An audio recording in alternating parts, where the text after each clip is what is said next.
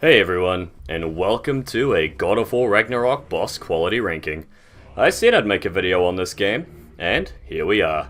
God of War Ragnarok is the greatest game I've ever played. Almost every single aspect of the game is superior to God of War 2018. The story is beautifully told with incredible characters and character development. The gameplay is expanded on in nearly every facet. The world is so much more expansive and awesome to explore. And of course, the bosses make God of War 4's roster look positively tiny. There are so many more boss fights in this game, so much more content, and I was super happy to explore every inch of the game to track them all down. I've platinumed the game, completed it 100%, and I think we're ready to rank some bosses. With the expanded roster, are we going to see a higher level of quality across the board? Only one way to find out. Number 25, OrMsTuNgA. This motherfucker hurt me personally. That's it. That's why he's here. This lizard. This teeny tiny motherfucker. He kicked my ass. More than once. Is he a unique and fun boss? No. Take one of those basic lizards at the start of the game, make them play at the speed of the Doomslayer, then add turbo mode from Devil May Cry, and you've got OrMsTuNgA. He is lightning fast, attacks you with his tongue or just by ramming into you, and makes you feel like a damn doofus when you lose to this basic reptile. And it's not very fun either way. He's little more than a buffed basic enemy, except he's got more buff than the Liver King. He's a filler boss, and I can't think of any better place for him than the bottom of the list. And you know what? He's at the bottom of the last list too. Welcome to the worst boss in the God of War Norse saga. Thanks, OrMsTuNgA. Fuck you. Number 24, Alva. Do you know how to shield bash yet? Well, you're about to learn, because that's Alva in a nutshell. She's a swift and elegant elven swordswoman who uses ranged attacks and several varieties of melee strikes that must be parried or dodged. She dashes in from afar and has an unblockable slam attack that you need to beware of, and has a good variety in her attacks overall, a well-designed enemy. She also feels completely unlike a boss. Remember Svartalfr what the fuck ever from the last game? She's basically the light elf version of him, only with a more obvious weakness, and you have more weapons to kill her with. She's perfectly fine, nothing wrong with her design, she's just so un-boss-like it's impossible to rank her any higher. Number 23, the Hateful. You know how you spent the last game killing Draugr by the hundreds? What if one of them decided it was tired of your shit? That's the Hateful. It's basically one of the fast Draugr from 2018, buffed to the balls with extra health and damage. It can coat itself in fire to punish reckless melee spam, it staggers less than its basic counterparts, and because it's found in so many different areas, some of which you won't have early access to, it will remain difficult throughout all 6 encounters you have with it as you get stronger. I'm not sure if it scales with you or if each encounter has a separate preset level of challenge, but in either case I had to try to overcome the Hateful, even taking an L more than once. It was a fun challenge each time I found it, but I can't praise a buffed Draugr too highly when compared to the rest of the lineup. Number 22, the Raven Keeper. Remember when I said I didn't like Gullveig? She heard that, and she took it personally. So she transferred her conscience into the sequel game for a rematch. The story behind the Raven Keeper is a twisted one. Children were killed and their souls were stolen on Odin's behalf to be turned into his ravens. Yeah, remember those annoying birds we smashed in 2018 and Ragnarok? Turns out those are the souls of murdered children, and this Valkyrie wannabe is the cause of all of it. After you destroy all 48 ravens in this game, we get a chance to fight with William Afton, and it's a Revenant. It's just a Revenant with a boss health bar. No new moves, no nothing. There's always one. At least the fight with the Raven Keeper is much more exciting than Gullveig. Despite the fact I was at full power this time as well, she lasted for more than 20 seconds unlike the last Revenant. Partway through the fight, the Raven Keeper dips out to summon a horde of basic minions that you can plow through with ease, before jumping back in for another go. You get her health down again, and she repeats this, but she summons a Wyvern, a boss we'll talk about later in the list. This is at least a cool aspect to the fight, getting to play Dovahkiin for a while longer, but it's an enemy type you've already fought before, used by a standard enemy inflated to boss importance. Once you've beaten the dragon, killing the Keeper is a simple matter of spamming arrows and throwing runic attacks, and it's overall a disappointing end to the tedious task of raven hunting. At the very least, we get the satisfaction of killing a true monster, and hey, at least she's better than Gullveig. Number 21, Blatonn. Oh look, a regular enemy is a boss. Except this enemy is really tough. The Wolvers are the hardest standard enemies in Ragnarok by quite a margin, and giving one boss stats predictably creates a challenging experience. If this was an easiest to hardest ranking, Blatonn would be up there in the top half easily. In a quality ranking, he can't be outside of the bottom 5. A strange factor is, what is this boss even doing here? You're on your way to do the main quest in Vanaheim, and suddenly, on your right, there's a boss variant Wolver with a name and everything. Very weird. Number 20, the Ancients. A blast from the past, quite literally sometimes. The Ancients are exactly the same as they were in God of War 2018, but you're not. Whether you fight them as Kratos or as Atreus, they go down even easier this time around thanks to the former's additional ranged weapon and the latter's bow-focused combat. Do I dislike that the Ancients came back? Of course not. They're a perfectly fine addition to the enemy loop, like the Doom Hunter from Doom Eternal. But as a boss, they can't be above anything that I actually like. Number 19, the Stalkers. Say hello to a brand new mini-boss type, the first of many in fact. In early game encounter, the Huntress was a challenging shake-up when I first fought her. Given my base level stats, no runic attacks, and relying on the muscle memory of God of War 2018, curse you triangle button, she actually brought me very close to death. She has many different arrow attacks, some creating floor hazards and all inflicting continuous fire damage. In addition, your shield is broken thanks to an earlier boss fight, so all of her parryable openings are unexploitable, at this point in the game anyway. She surprise attacks you with a pretty brutal opening cutscene and some intriguing build-up, so it's a fun fight at the start of the game to sort of come down from the epic clash we just had 10 minutes ago. She even comes with a weak point, helping teach you that those are going to be rather important in this updated Ragnarok combat system. You encounter more Stalkers throughout the game, but none really carry the same weight as the Huntress until we find the Untamed Fury in the Vanaheim crater, which, on a side note, is possibly the greatest location in terms of side quests and overall content I've played in recent open world gaming history. You have multiple fights with the Untamed Fury, only for her to retreat until you find her again, whittling down her health bar every time until you corner and kill her in her lair. As you're at a much higher power level with a lot more skill and experience, it's a much easier fight. The Huntress and the Untamed Fury elevate the Stalkers up a few spots on the list and are a lovely addition to the mini-boss roster. Number 18, Miklómónir and the Trolls. Who remembers the Trolls from the last game? If you don't, did you even play it? There's enough trolls there to fill up a Discord server. In a rather funny meta-humor scene, Kratos one-shots the first troll he and Atreus encounter in the story, a fun take that to their overuse in the last game.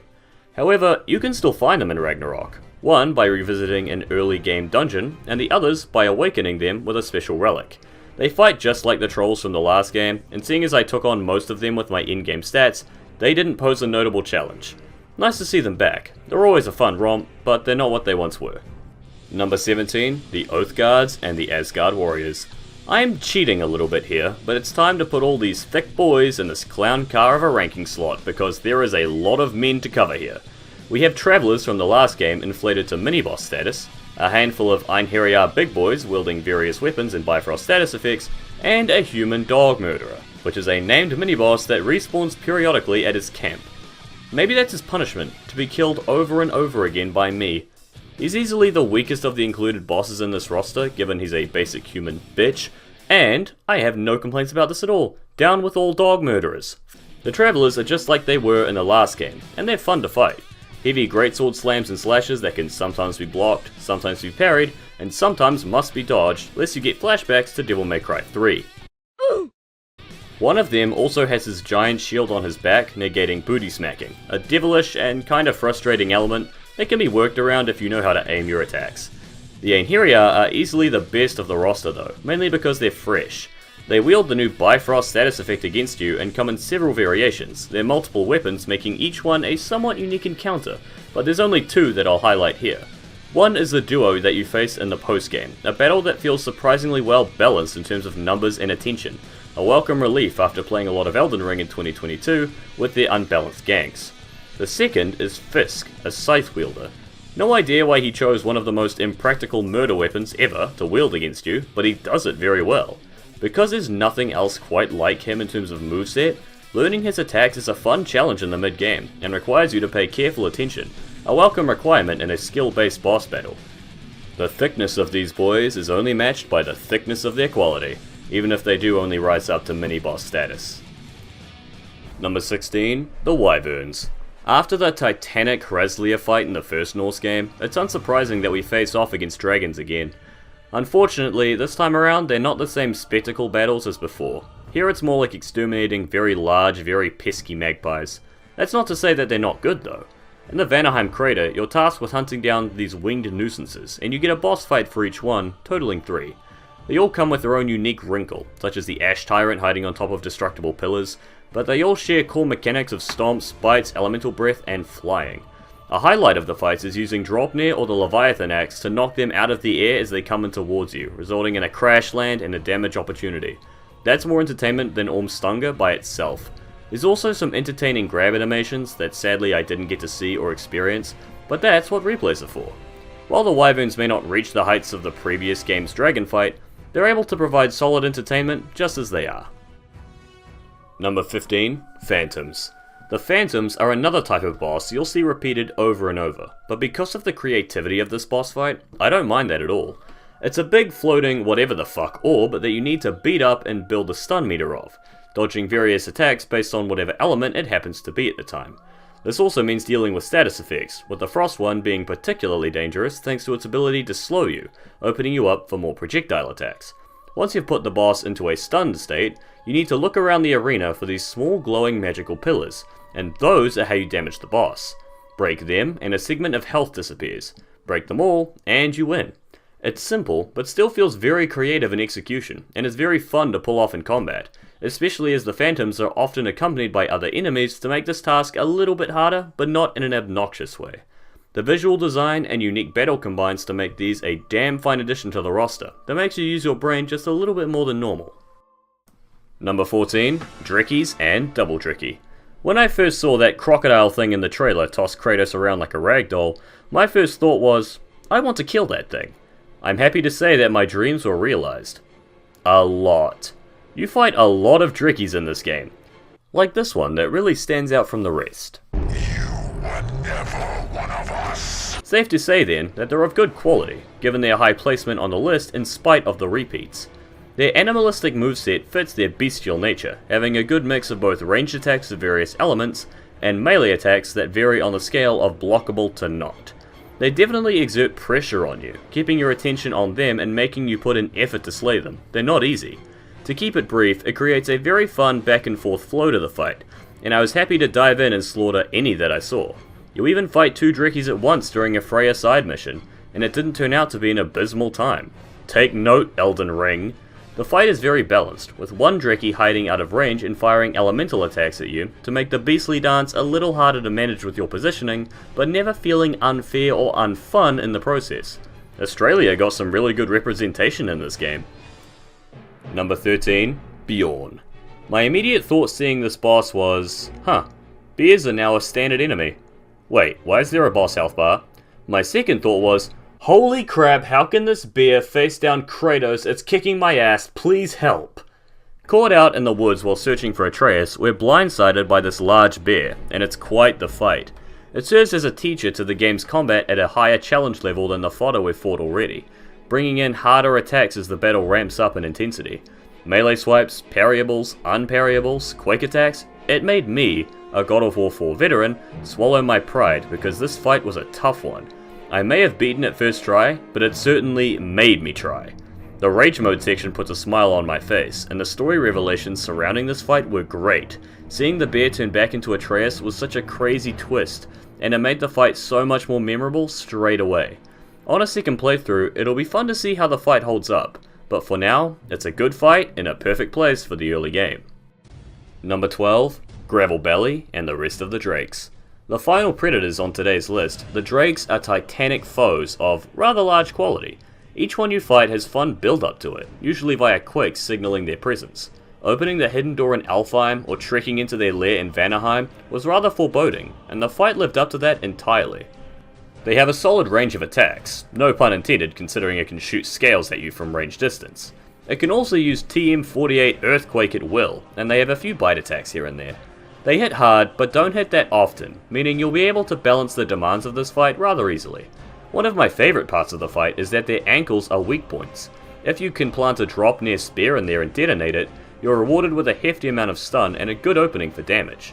Design elements like that, the atmosphere of each battle, and the fun they provide lands this boss up in the top half of the list. Number 11, the Berserkers. These guys made me humble myself hard. I completed my most recent playthrough of God of War 4 literally one day before Ragnarok came out, so I went into this game well accustomed to the mechanics, and seeing as I'd once again defeated Sigrun, I thought I'd breeze through this game without any major struggles. As evidenced by earlier bosses, I was wrong, but the Berserkers were the hardest slap in the face by far. They take the role of the Valkyries from the last game, a series of bosses that all fall back on a shared basic moveset, but have multiple unique attacks based on their weapons of choice and special powers. One summons standard enemies, some fly in for devastating ranged attacks, some jump really high and come back down for a quake, some have tricky magic attacks, and some have friends. Such as fighting 2 at once. That was tough. Or fighting 3 at once. That was the hardest Berserker battle by far, and also the worst. The boss designs don't feel as graceful or fun to fight as the Valkyries, perhaps an unfair comparison soured by my bias towards those Valkyrie battles. I think the fact that they came second hurts them here. They had a lot to live up to. The difficulty is one area they don't fall short in though. As I said before, whichever one you fight, they all have immense damage output and large health bars, and dealing with their immense pressure over a long time is a true skill test. I was surprised how often I had to give up and come back later on these fights, though that was also a desire to see more of the story of the game. I respect them for this difficulty, as apart from the threesome, fuck the threesome, none of the fights feel bullshit hard. They're all solid skill checks, in spite of any mechanical downsides. While a lot of them feel samey to fight, and the battles tended to fall into a chaotic mess rather than an elegant dance, the difficulty and thrill from overcoming these enemies helps elevate them to just outside the top 10. But hey, given they're based off of the Valkyries, we all know what's coming a bit later on in the list. Number 10, Gryla. Family drama and property damage combined into a boss fight. Playing as Atreus was a welcome surprise in this game. While not as fleshed out as Kratos, he's still got a fun playstyle that reminds me vaguely of the bow in Middle-earth Shadow of War. It makes sense that he'd have a boss fight of his own, right? Well, he does, after quite the build-up. And it's a big battle. Not in terms of story significance or high stakes, big in terms of you're fighting a giant. Or rather, you're fighting her cauldron. Let me explain. The build up to this battle is incredible. The journey through Ironwood, as overly long as it is, which is something we'll discuss in a later video, is overall really enjoyable, and capping it off with Angerboda's evil grandma was the right choice to inject some excitement into a very mellow part of this game. Sneaking through this giant's lair built so much tension. I expected a jump scare to pop out at any time to initiate the battle. It didn't happen, the fight starts in a non-terrifying way, but that section will forever be memorable. The goal of this fight is to destroy this lady's pottery, because she's using it to consume animal souls to live vicariously through them to get her kicks. Stopping this madwoman is a pleasure, and it's possibly the most unique fight in the game. The verticality of this fight gets praise from me straight away, using God of War Ragnarok's new traversal options to climb on platforms for extra attack opportunities and to avoid attacks later in the fight. Gryla won't let you shatter her soul cauldron easily. She attacks you with melee if you're dumb enough to get close, carrying the hurt you'd expect from someone so big, so you're encouraged to stay at range. As the fight goes on, she addresses this by shooting various magic attacks. Some are parryable, some you can shoot out of the air before they hit you, and some you just need to avoid. Atreus' parry I found a bit harder to use than Kratos', but I got the timing down eventually. As a side note, Angerboda also helps you out in the fight, letting you stun Gryla with these magic candles, which is a nice touch. There's no other fight quite like this in the game, and I had a blast experiencing this style of battle. The story significance, character moments regarding Angerboda, and the sheer creativity makes this more than worthy to kick off the top 10 bosses in God of War Ragnarok. Number 9, Vanadis. From one story boss to the next, we find ourselves being blindsided by a Valkyrie stepping on us. And I thought Sigrun had an entrance. I saw this and was both intimidated and excited. Excited because Valkyrie fights are always fantastic. Intimidated because Valkyrie fights are always hard. Vanadis is no exception. Instead of the scythe that other Valkyries used in 2018, Vanadis uses a sword and a bow, keying you in that this won't be like the last fights you had. She's swift and powerful, using moves that are familiar and moves you won't have seen before, mixing them up and catching you off guard if you, like me, expected a Valkyrie reskin. Her ability to dash in, dash out, press you up close, and press you from range blends together into an intense surprise bout. Spartan Valor is introduced halfway through the fight to provide healing, a welcome addition to your arsenal in this short yet intense fight, which ramps up in Phase 2 with her using new attacks like Poison Magic to create lingering hazards. Vanadis is revealed to be Freya once the fight is concluded, meaning that my statement from last time was 100% correct. Freya is the true Queen of the Valkyries. Seeing as she swore vengeance on Kratos and Sigrun was such a tough fight already, I can only imagine how intense that fight will be come Ragnarok. The Freya fight, while not what we may have expected, lived up to my expectations, and shows just how good these bosses are getting, and we're not even halfway through the top 10 yet. Number 8, Nidhogg. The last 3 bosses have been in chronological order, so I guess the game developers just wanted an escalating train of quality. They did a damn good job if that's the case, because Nidhogg is a damn intense battle with the Guardian of the World Tree. A devilish plan by Odin has you face off against Nidhogg as you fight for Freya's freedom, and the battle is intense. It attacks you out of a realm tier with various melee swipes before you rip it out of its realm tier and enter Phase 2, as it were, which is almost identical to the first except the creature is more in your face now. After Phase 2, Freya breaks the root keeping her from being free in Vanaheim, and joins in the battle as your companion, an awesome addition to the game in my opinion, working alongside her. From here, Nidhogg's visual spectacle only increases, attacking you via portals with its limbs, energy beams, and projectiles from its tail. It's a true feast for the retinas. The fight has a lot of various stages you have to go through in order to beat it, triggered by following Freya's instructions throughout the battle, such as burning Nidhogg's perch with sigil magic, or destroying it with the axe. So keep an ear out for her instructions. This system lets the battle follow an escalating intensity that can be achieved via railroading, while still giving the full gameplay experience, if you get what I mean.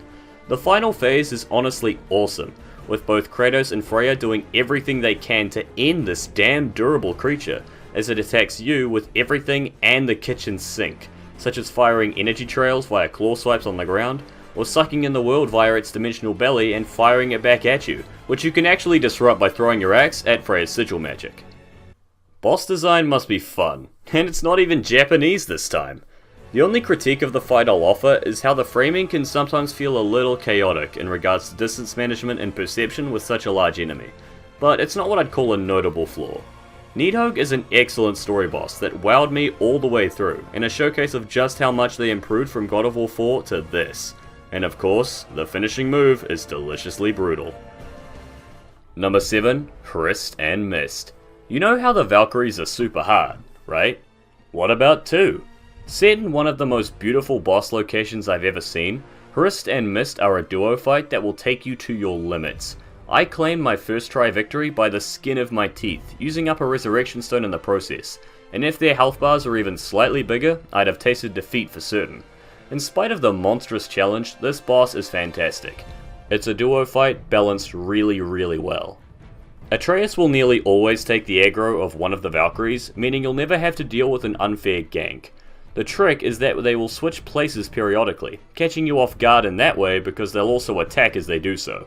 This keeps the fight fresh at all times, and is a wonderful way to do a duo fight. Like Vanadis, neither of these Valkyries are restricted to the previously established moveset.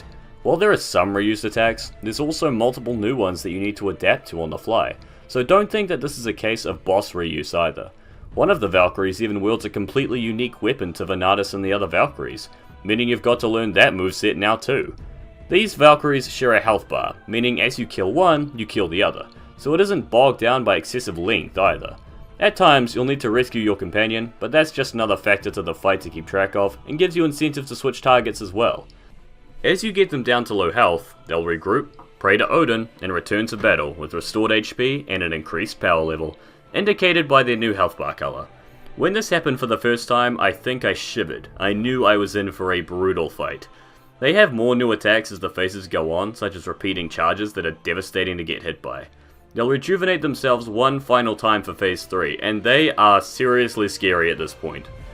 They'll work together for combo attacks, their movesets are more extensive than ever, and their damage has been up to all-time highs.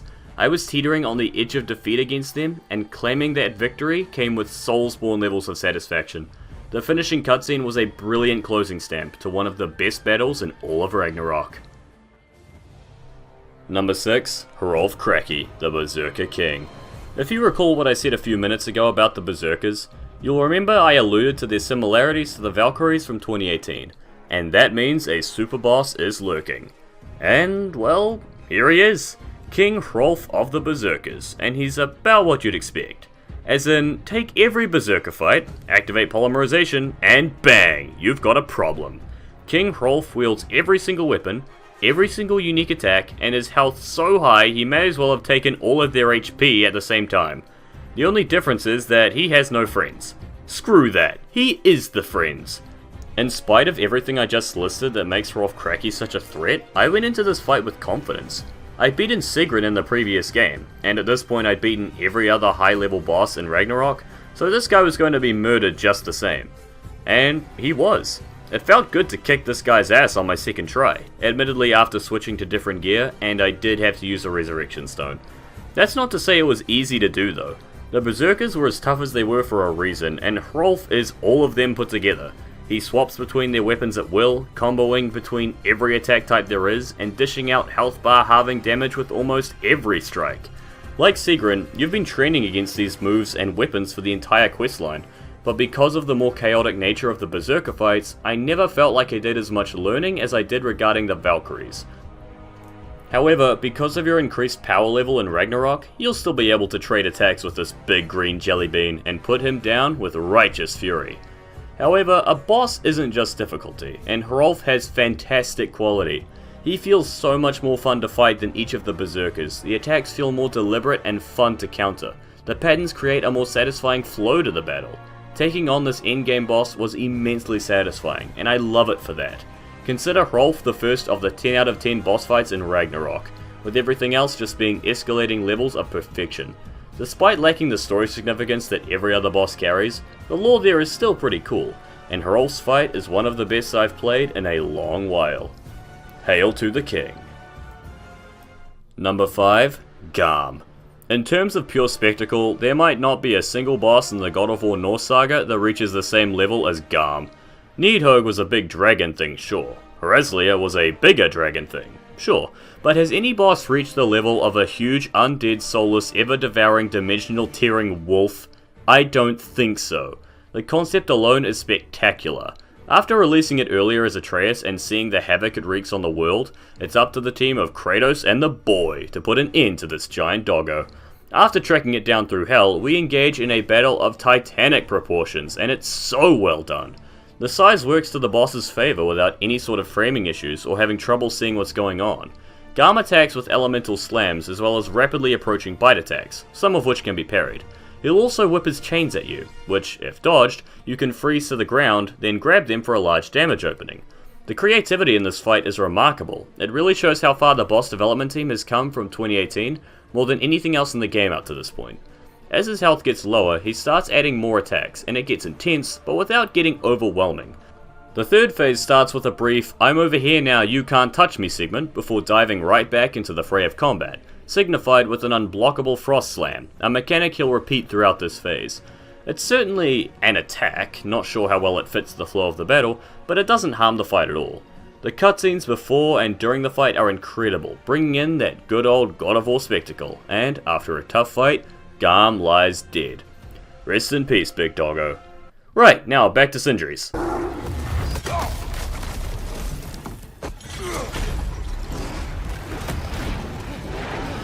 Okay, I guess we're not done then. One epic Uncharted-style escape sequence later, as well as a short second encounter, and we're back for round 3 against this immortal mongrel. He stays out of range and pelts you with projectiles and other ranged attacks, as well as the occasional bite which can give you openings for melee damage. This battle introduces weak points on Garm that need to be exploited with Draupnir, one of my favourite additions to boss battles in this game. After a more tactical battle, as well as a cutscene displaying awesome teamwork between Kratos and Atreus, the fight is over. For good this time. One short exploring scene later, and oh my god, they turn the undead giant ice wolf into an immortal wolf puppy dog. This is one of the greatest plot points in the game. Hell, in every game. You even get to pet him later in Ironwood. Sometimes, game developers like to give us what we want. Garm is a perfect blend of spectacle and substance, and was a fantastic experience the whole way through. Number 4, Gnar. Remember when I said hail to the king in regards to Hrolf? Well, toss that right out the window because the Valkyrie Queen is back and she's just as fearsome as ever. After the game is over, we get informed about Gnar, the new Valkyrie Queen appointed by Odin, one of the last remaining symbols of his reign. We find her in Muspelheim when she bifrosts in and then struts around, almost daring you to do something. I expected Gnar to be a challenge, but nothing that tough, and, well, I was right and wrong. She kicked my teeth in a lot, she was harder than I was expecting, and yet I never racked up an astronomical death count against her, or had a fight where I just got destroyed, unlike her predecessor the first time I clashed swords with Sigrun. I beat her in 7 tries, with the 7th needing a resurrection stone on her last 5% of health. That's not to say Gnar isn't tough, she really is. She's got a boatload of new attacks, such as diving stomps that comes in 3s with frost add-ons, elemental attacks that require specific arrows to neutralize, and the damage and health awarded to anyone who sits on the throne of the Valkyries. She uses the attacks of previous Valkyries you've seen, but adds unique follow-up moves to catch you by surprise. She utilizes Bifrost projectiles too, taking advantage of my unfortunate tendency to try dodge the undodgeables and try block the unblockables, though she beat that habit out of me by attempt 4 or 5. She carries the attacks of Hrist and Mist, so you've had some preparation going in, but you'll mainly be learning against Gnar as you go, and she has so much to learn. Her library of attacks is perhaps even more expensive than Sigrun's. Gnar also has story stakes in her personal ties to Freya, a bitter rivalry that results in a dignified ending for a worthy foe, elevating her quality. It's an intense battle, the hardest in the game by a decent margin, my successful attempt taking 4 minutes to defeat her in, and yet it manages to be a fun, balanced affair. My gear was about as strong as you can get at this point, and every time I died, it felt like I had done something wrong, not that the boss was unfair or stupid, which is the best kind of challenge. She's a little easier than Sigrun, but I'm also a lot better at the games now, and I've had the benefit of facing Sigrun so many times that a lot of what Gnar did I was already prepared for. But, like I've said many times, difficulty isn't everything.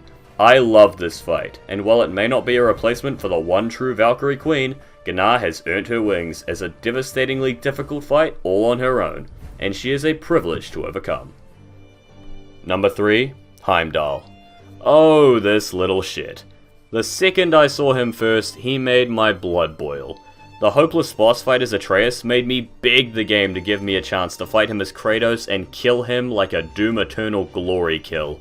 The more time Heimdall was on screen, the more my hatred grew. We made a weapon specifically for killing him, and I was itching to use it.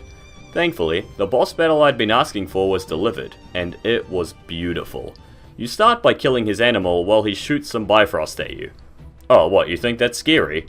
I butchered his mount, and then the fight begins. He dodges everything you do, given his power of foresight, and throws mockingly weak offense at you, though once you throw your spear at him, he catches it. And then you blow it up in his hand. That felt good. He'll avoid your follow-up attacks, and the game of stunning him begins again. You need to lure him into walking by your spears, which is helped by him deflecting them right at his own feet, to detonate them and raise his stun meter again. He dodges the second stun grab attack, but the third...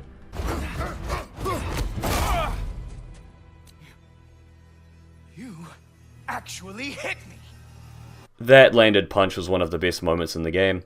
He'll start actively trying to kill you from then on, dodging less than he used to and using realm shifts, but you can counter those attacks rather easily by blocking or dodging right as time speeds up again. The battle becomes a game of punishing him, exploiting his openings as you dodge his various magic and melee attacks. He'll periodically coat himself in Bifrost armor that can be broken with a spear pretty easily, so it doesn't add too much to his difficulty, except for me being an idiot and apparently not realizing how to break the armor and wasting several runic attacks on him that did no damage. All of this leads to a brutal mid-boss cutscene where you end up detonating his arm, as he deserves. However, Heimdall's not ready to give up yet. He grows an arm of Bifrost, gives up on his elegance, and becomes a snarling berserker. For King Hrolf! No, not one of those, I'm being metaphorical. This phase is intense, as Heimdall is much more aggressive, lunging at you while cackling like a madman and causing explosions wherever he pleases. After you finish his health bar, Kratos kills him off in brutal fashion, at least for the Norse saga, showing signs of the god killer once feared by all and feared by himself. While killing Heimdall may have had serious story implications for Fate and Kratos' character, and it does have a large impact on the fight looking back at it with hindsight, During the moment, I was just so happy to beat this pompous little punk to death, and doing it in a damn fantastic boss fight. Number 2, Odin. The final fight of the game coming in at number 2. This is becoming a trend in my rankings. Nevertheless, Odin is one of the finest final bosses I've ever fought. The story significance alone is unbelievably strong. You have every reason to beat this man senseless, most of all being For Brock. in a battle, Odin is no slouch either. He wields Gungnir, meleeing you if given the chance, but he mainly uses magic like a true archmage, many differing spells, such as slicing beams, slams leading to follow-up detonations, magic balls, and making entire sections of the arena hazardous, requiring quick evasion to jump to a new spot before they explode. It's a damn fine first phase, not quite as hectic as the battle before, but with a beauty all its own. Once you win, Freya enters the battle, and after some torture, we jump into the basement. After some more heavy story developments, Odin begins taking things seriously. He ups his magic attacks, now bringing in all of the elements of projectiles and armor that you'll need to whittle down with your various weapons. He shoots his ravens at you, he blinds you, he spears you even harder than before, he'll even use a whip made from the noose he used to hang himself. Norse mythology is weird. To fire laser beams across the arena in one of the cooler attacks that he can do. All of this is balanced by you having 2 companions this time around, and you'll get the best of them after a long and arduous battle, leading to a somber cutscene where the old man finally bites the dust, leading to a certain somebody getting their vengeance. Was he the hardest boss in the game? No. Did I want Odin to be secret levels of difficult? Also no. Odin is the final boss of a momentous story. If he just spent an hour kicking your ass over and over again, not only would that ruin the flow of the story, it just wouldn't be very fun, now would it? Such as certain final bosses I can think of. Odin is a perfect balance of challenge, story payoff, visual spectacle, well-designed mechanics, and a brilliant fun factor. The sheer narrative behind this battle alone elevates it beyond most of the list, and the brilliant fight to accompany it easily earns it the number 2 spot in God of War Ragnarok. But there's one more thick boy we have to give his proper credit. And the number 1 best boss in God of War Ragnarok is Thor. I honestly didn't expect to place him here. Thor was a boss that was more hyped than almost anything else going into Ragnarok. It was the one thing I was the most excited for. The post-credit scene of God of War 4, the snippets in the trailers, being shocked and later being a fan of Thor's design, it was all leading to the moment where he showed up outside Kratos' door, hardly an hour into the game. And then he asks if he can come in for a drink with the boys. The following cutscene is one of my favorites ever. It's so tense. Odin and Thor sitting at the table with a ghost of Sparta, and you know we're one word away from having a titanic battle of gods. Thankfully, that word gets said, and the battle gets had. If you thought the Stranger was a crazy fight in the first game, this blows that out of the water with ease. Thor spends the whole fight shit-talking you while kicking your ass rather easily, holding back for the first 2 parts by not even bringing out Mjolnir. He fights with tremendous power, every attack of his is deadly and greatly designed.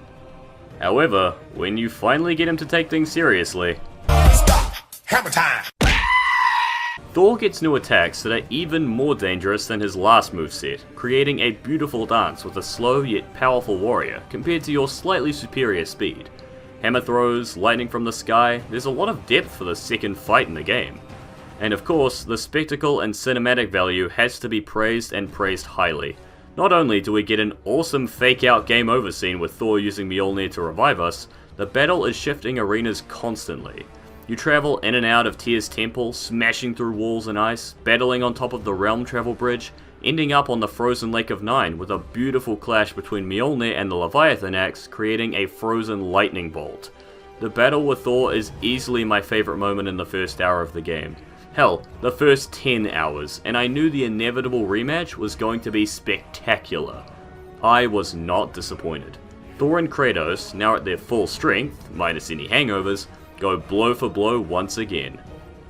Thor gains some new moves, like awesome attacks from the sky, a lot more dashing around the arena with the hammer, and a super scary mega move that I never actually let him do. It's small evolutions of his first fight combined with more aggressive AI, and it makes for a very tough battle. His damage output is fearsome even for a maxed out Kratos.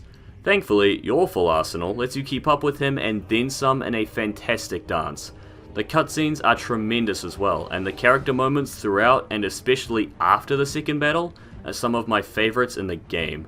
I'll let you see them for yourselves, but I love what they did with Thor's character in Ragnarok, and they gave him boss battles to match that quality. In my opinion, Thor is the greatest boss in God of War Ragnarok, and quite possibly the greatest boss in God of War history. And with that, we finally reached the end of the God of War Norse saga and of this boss ranking miniseries. I've had a fantastic time playing both these games, and I'm delighted to say that Ragnarok lived up to my expectations and then some, delivering a beautiful game with a boss roster full of excellence. Thank you all so much for watching these videos. This ranking in particular was a bit of a passion project for me, and I'm very happy to see it done. Did you agree with my choices? If you had different opinions, comment them down below and I'll reply to every single one. I have a lot of upcoming rankings and discussion videos planned for the future, so be sure to subscribe and turn on notifications so you can stay updated with whatever comes next. The recent success of my Elden Ring rankings has given me a whole lot of drive to make more content, so you better believe I'm not slowing down anytime soon. Thank you all once again for watching, and I will see you all in the next video.